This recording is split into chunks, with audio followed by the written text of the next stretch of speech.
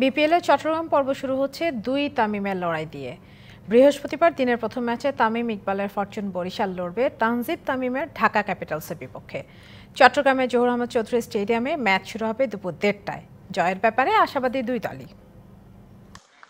7-6 ঢাকার সামনে ম্যাচ জয়ের চাপ। টিকে থাকতে হলে খেলতে হবে ভালো ক্রিকেট, শেষ 4-এ যেতে হলে জিততে হবে প্রত্যেকটা ম্যাচ। ওপেনার তানজিদ তামিম বললেন তাদের অবস্থান ডু অর ডাই।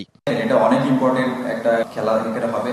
তো এখন ডু অর ডাই ম্যাচ আমাদের জন্য প্রত্যেকটা ম্যাচই। তো চেষ্টা থাকবে যে আমরা পুরো টুর্নামেন্টটা যে 5টা ম্যাচ আছে সেখানে ম্যাচ বাই ম্যাচ আমরা এগোবো।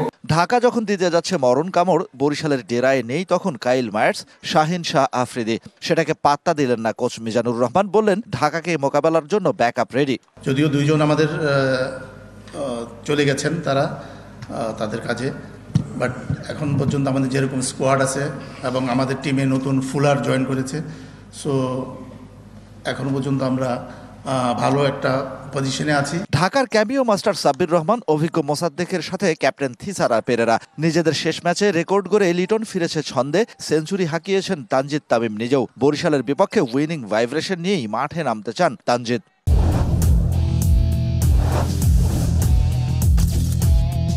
সব ধরনের ম্যাচেই প্রেশার জিনিসটা থাকবে, তো যে যতটুকু এটা ভালোভাবে হ্যান্ডেল করতে পারে সে তত রিল্যাক্স থাকে। তো চেষ্টা করবো যে প্রেশারে আসুক না কেন আমি নিজে কাম থেকে নিজের বেস্টটা দিয়ে কিভাবে আমি আউটকামটা দিতে পারি।